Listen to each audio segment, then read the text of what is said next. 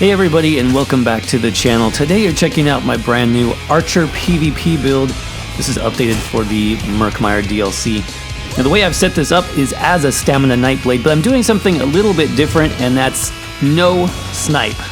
I've decided to drop the skill because of how buggy it is, and I wanted to see if I could make a bow build that could work without it. So far I'm really liking the results. It's definitely a lot more fun to play than your typical snipe spammer.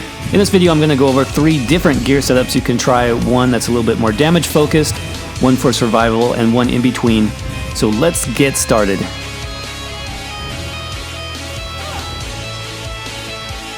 Alright, so let's jump into the stats first on the build.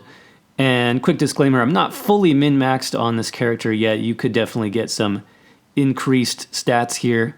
But what I've managed so far is 15k max magicka, 16k health. That'll bump up to about 19k or so in PvP. My max stamina is looking pretty good at 36k. Magicka recovery 800, health recovery 300. Stamina recovery will actually go up a bit with our potion. So we're sitting at about 1800 stamina recovery. Weapon damage is 3400. And we do have a Berserker glyph on our back bar, so that'll be almost 4k, about 3900 or so when that is procced. The weapon critical is looking really good at 45%. And then for our resistances, if you're coming out of cloak, you'll be somewhere around 17k physical and spell, which is not bad. And my crit resistance is a little bit low, 2100. I don't have the best traits yet on the build. I've put 64 points into stamina. Obviously, this is a stamina Nightblade build. And for my food buff, I'm doing something a little bit different here. I'm using the spring-loaded infusion, which is actually a drink, and it increases all primary stats. And it's to proc one of our sets, which I'll go over in a minute. I'm also a vampire on the build. That's definitely not necessary, but I do like it. And the reason is for the vampire passes, we get extra stamina and magicka recovery by being just a stage 2 vampire. So think about that. It's a good option for any type of archer or stealth build. Armunda Stone is going to be the warrior, just pushing that weapon damage as high as possible. And for my race, I did go with Wood Elf on this. I like the extra stamina recovery. But you could do a lot of different things here. Khajiit would be good. Redguard would be okay. Even Argonian for the potion passive. You can do a lot there.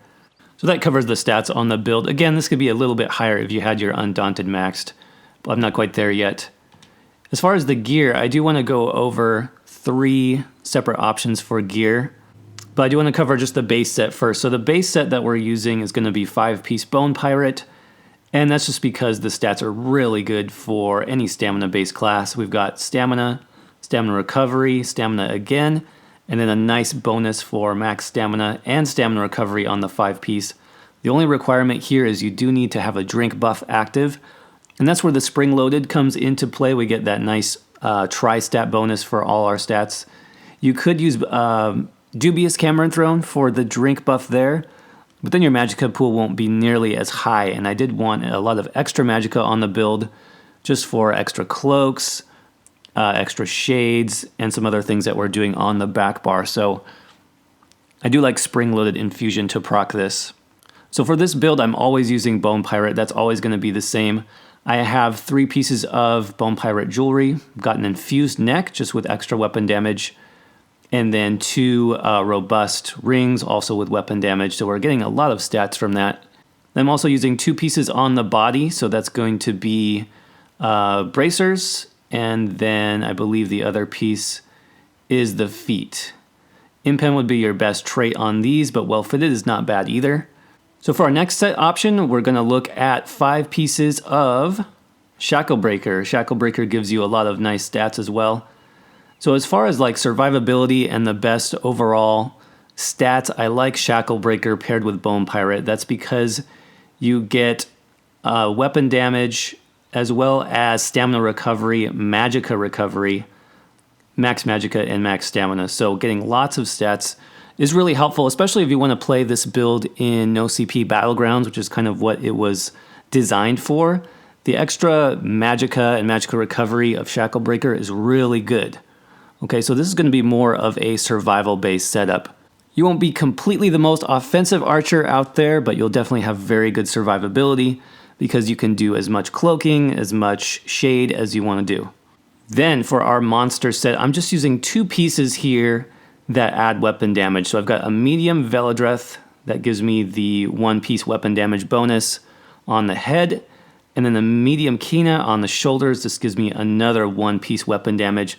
So this basically puts our weapon damage as high as it can be using these 2 separate sets on the head and shoulder piece. Obviously medium is good here, and Impen would be the way to go. Right now I'm using 6 medium and 1 heavy. I do have a heavy reinforced chest piece that just gives us the most possible resistances. So I like having that extra reinforced piece.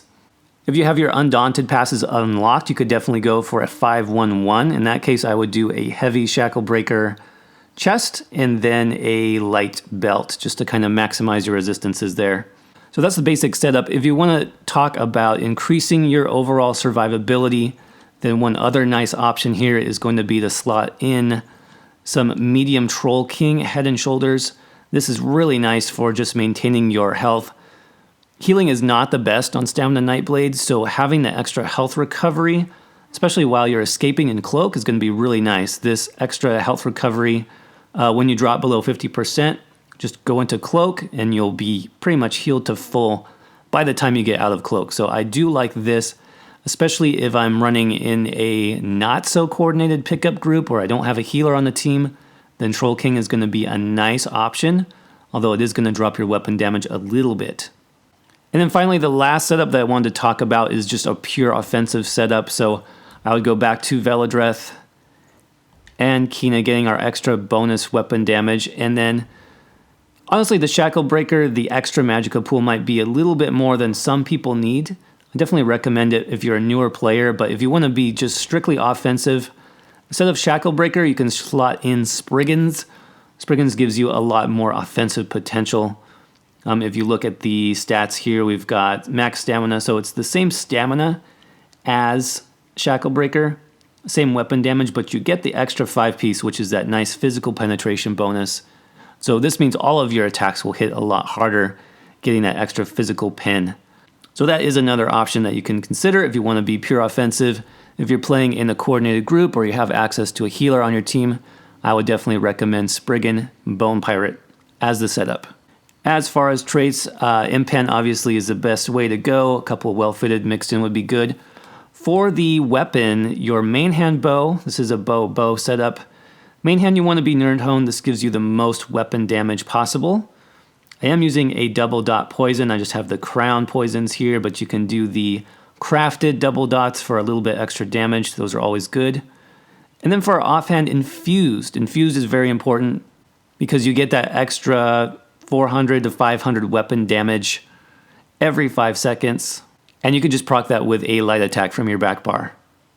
So that covers all the gear options. Let's go ahead and jump into the skills next. Starting with our front bar, we are a Stamina Nightblade, so taking advantage of a lot of the cloak stealthy type skills. This build is going to be really fun if you like that playstyle. We've got Shadow Image first, so basically summon a shade that you can then teleport back to. This can be a little bit buggy, but it's still very good for survivability, especially in battlegrounds.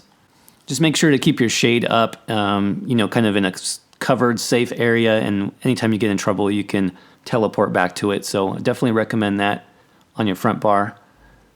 Next up, we've got Draining Shot, and this did get a buff in the Murkmire patch, so it now has a longer range. You can see a 28-meter range, means it's very good now for a bow setup. You can basically stun enemies and combo abilities off of that stun before and after, so it's really good to combine with other skills. It does a decent bit of damage too, and the stun and knockback is very strong. You do get the health as well, so after the stun ends, you do heal, but just make sure that your target can be stunned, because if they have CC immunity, you'll get the damage, but you won't get the heal. Next up, we've got Cloak, and this is just one of our survivability skills. We do have Shade and Cloak, which is another reason why we want a large Magicka pool on the build. So this really just helps you kind of get distance between you and your opponent. You can plan different combos out of your Cloak, and it's just going to help you survive and get the drop on your enemy. So I really like having this on the front bar where we have most of our offensive abilities. It just makes the build work. Next up is our spammable attack. This is Crushing Weapon, and this is what I'm using in place of Snipe. It does not do quite as much damage, obviously. This is more of a pressure skill, so you combine this with your light attack. Since we are a pretty high crit build, it does do very nice damage overall. It does apply a lot of pressure if you keep this skill up, and the cost is not bad. The other nice side effect, as you can see here, is you do get a little bit of heal. You get 27, I think that'll be more, close to 30% healing done based on the damage that you do. And if you don't proc the Crushing Weapon, you also get your stamina back. So it's a pretty good skill overall. I definitely like it. It makes the bow set up work on a Stamina Nightblade without Snipe. This is a Psijic Order skill, so just keep in mind that you will need the Somerset DLC for this, and you will need to get the first few levels of that skill line. But it's a great skill line for an archer build, and I actually have one of the other abilities on my back bar. Next up is Relentless Focus, and this is where a lot of the burst damage comes in for this build. You can see it gives us a nice boost to our damage overall. We've got the 8% damage done, Minor Berserk, and we do have a stamina recovery bonus too, which is very good. And then basically when you hit 5 light attacks, you'll charge up that Spectral Bow proc, which can do just insane damage, especially if you get a crit when that happens to proc. So this is just a nice burst still. It really makes up for the damage that an archer build lacks without Snipe. So combining this with your Draining Shot, it's super effective. The reason why you want to do that is it does have a new travel time. I don't think this is listed on the tooltip, but that's a new, basically a nerf that came out in Murkmire. Is that depending on your distance, it'll take about a second for this to travel from you to the opponent.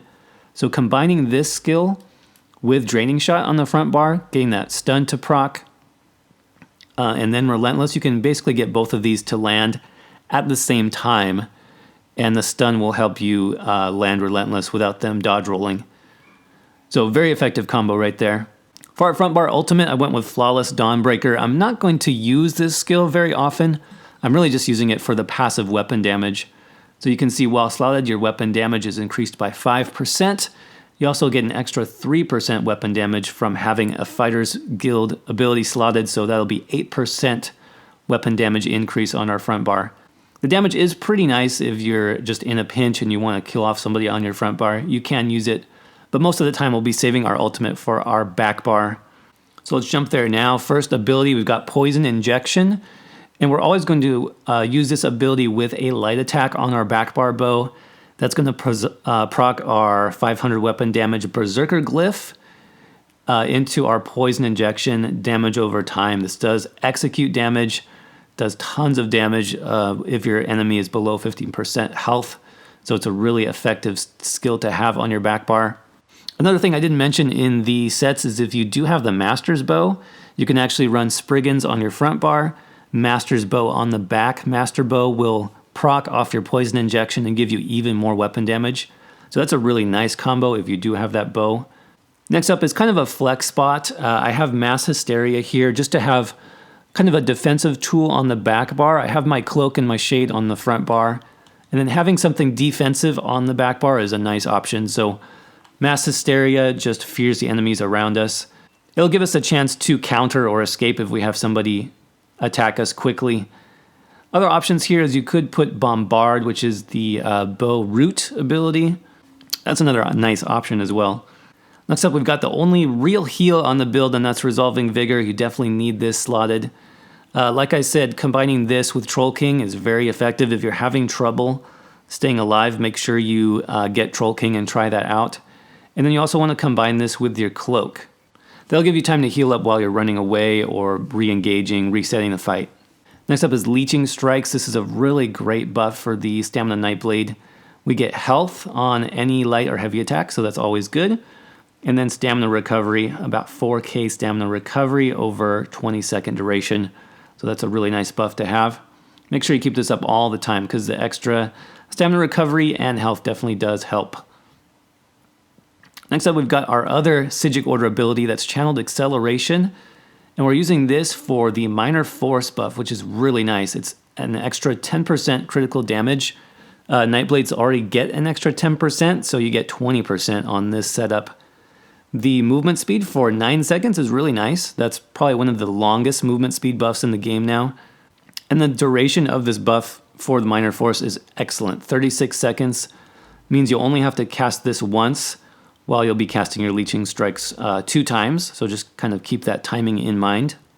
But always keep this up because the extra damage is really helpful, especially if you get that Spectral Bow to proc to crit on your front bar. This will make it hit even harder.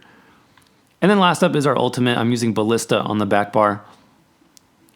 This just does tons of damage, so it's well worth it.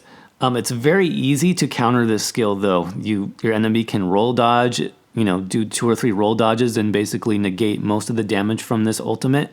So you'll want to make sure that they are off CC cooldown, hit your ultimate, and then hit them immediately with your Draining Shot stun. That'll stun them for about 2 seconds, and that'll let you do the majority of your ballista damage. So make sure you have a stun available for this, just to make the best use of it. So I'll go over the champion points next. This is a Battlegrounds build for the most part, but I did update these for 8.10, the Murkmire DLC. So this is what I would recommend if you want to play this in Cyrodiil. I think this would work pretty well. 44 into Warlord, 35 Sprinter, 43 Arcanist, 75 into Mooncalf, 37 into Healthy. That's going to help if you're using Troll King.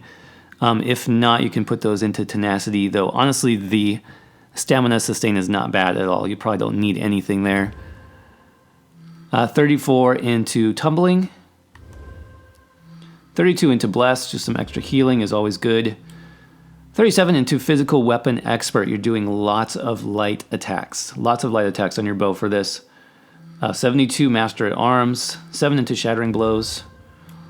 23 into Thaumaturge. That's going to help your dots, specifically your Poison Injection. 34 into Precise Strikes. 22 Piercing. 43 into Mighty. And 72 Ironclad. 43 Resistant. 43 into Hardy and Elemental Defender, 26 into Thick-Skinned, and then 43 into Quick Recovery. Alright everybody, that's going to wrap it up for this Ultimate Archer PvP build video. I hope you enjoyed it. If you did, remember to smash that like button and hit subscribe if you're not already. I'd really appreciate it. I've got lots more videos planned for 2019, so stick around for those. If you want to support more Elder Scrolls Online content in the future, consider donating to the channel, either in-game or through Patreon, and I have links and further information on that in the description below. Thank you all again, and I hope to see you around in the next video.